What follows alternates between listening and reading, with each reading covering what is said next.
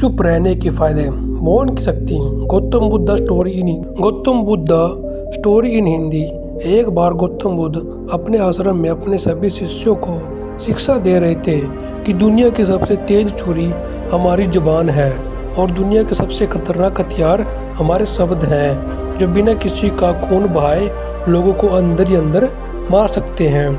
हमारे शब्द हमारी ताकत हो सकते हैं, लेकिन यह हमारी सबसे बड़ी कमजोरी भी हो सकते हैं। अगर हमें नहीं पता कि कब, कहाँ और क्या और कितना बोलना है, यदि हम सही समय पर सही इरादे के साथ सही शब्दों का प्रयोग करते हैं तो यह हमें एक सफल व्यक्ति बनाता है। लेकिन अगर हम सही समय पर सही इरादे से सही शब्दों का इस्तेमाल नहीं करते तो यह हमारे जीवन को नरक से बदतर बना सकता है। तो दोस्तों, आज की स्टोरी के माध्यम से मैं आपको बताने वाला हूँ कि चुप रहकर कैसे हम अपने जीवन को बदल सकते हैं। आपको चुप रहने की शक्ति का एहसास इस वीडियो में होने वाला है।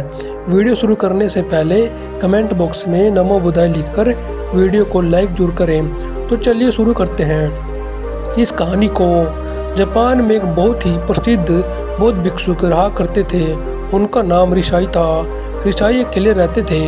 दुनिया के शोर शराबे से दूर जंगल में वो रहते थे और वह बड़े ही ध्यानी और प्रभु भक्त व्यक्ति थे, इसलिए वह पूरे जापान में बहुत अधिक प्रसिद्ध थे।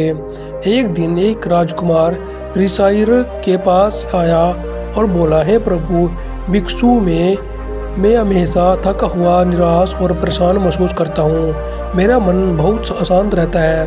हालांकि मेरे पास सब कुछ है, दौलत, शोहरत, सुख सुविधाएं जो हर व्यक्ति चाहता है या पाने की इच्छा करता है, लेकिन फिर भी मेरे अंदर इतनी अशांति और चिंता क्यों है।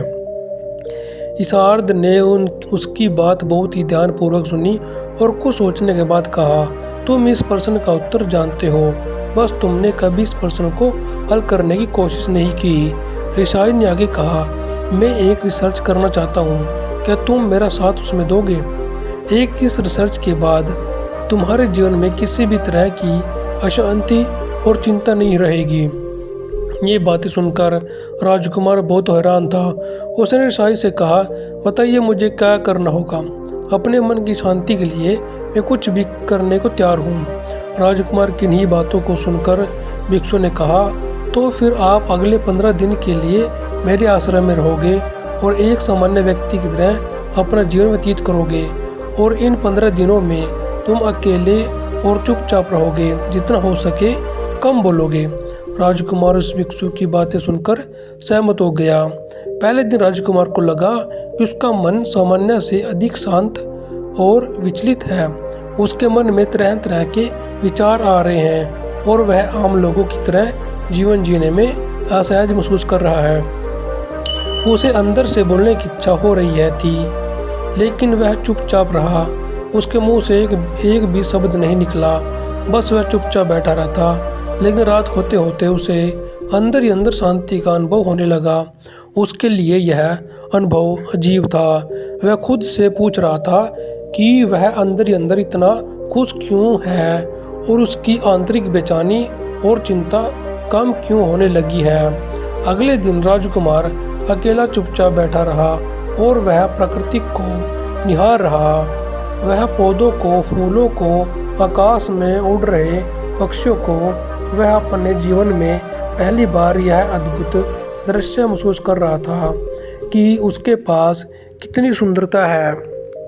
वह दिन भर दिन प्रकृति की सुंदरता को निहारता रहता और उसकी ताजगी को महसूस करता रहता। इसी तरह से 10 दिन बीत गए।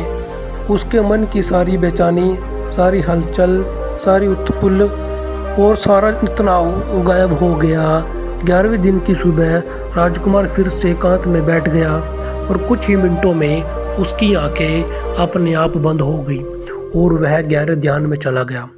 वह पूरे दिन वहीं पर आंखें बंद करके बैठा रहा और गहरे ध्यान में डूबा रहा। ना कोई शब्द, ना कोई चिंता। राजकुमार भीतर से असीम शांति और आनंद से भर गया।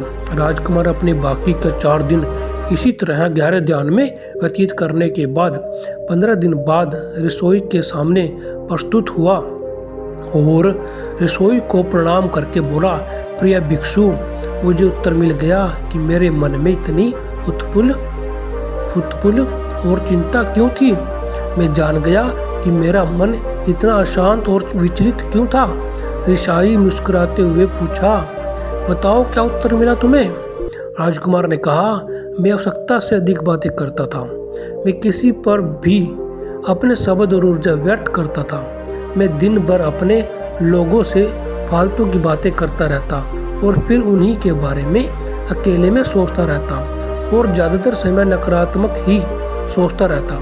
इस तरह मैं बस अपना समय बर्बाद कर रहा था। ज़्यादा बोलने और नकारात्मक सोचने की वजह से मेरा मन अशांत और बेचैन हो गया था और इसी वजह से मैं किसी भी काम को ठीक से नहीं कर पा रहा था, जिसकी वजह से मैं हर काम में असफल होने लगा और फिर इन्हीं लगातार मिलने वाली असफलताओं की वजह से ही मैं और भी उदास और चिड़चिड़ा हो गया। इन्हीं सभी चीज़ों की वजह से मेरा जीवन नष्ट हो रहा था। लेकिन यहाँ पर बिताए हुए 15 दिन मेरे लिए पूरी तरह से अलग थे।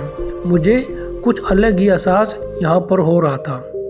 अब मुझे ऐसा लग रहा है मैं अपना जीवन पूरी तरह से जी रहा हूँ, लेकिन इससे पहले मैं अपना जीवन गलत तरीके से जी रहा था।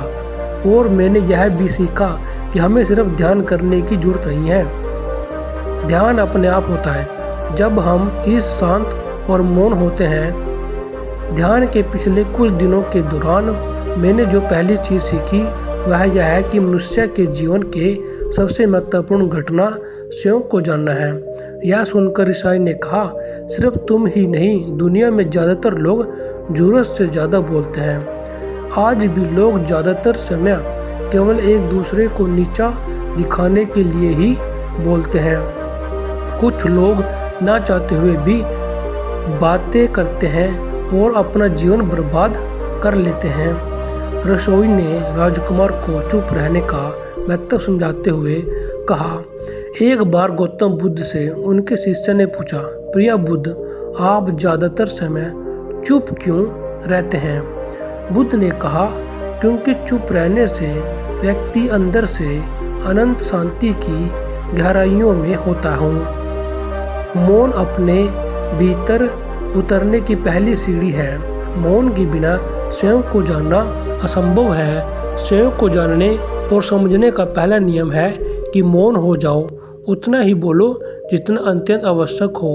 बेफजूल की बातें करना छोड़ दो। धन्यवाद दोस्तों। वीडियो अच्छी लगी तो कमेंट, लाइक और सब्सक्राइब जरूर करें दोस्तों और अपना ख्याल रखें।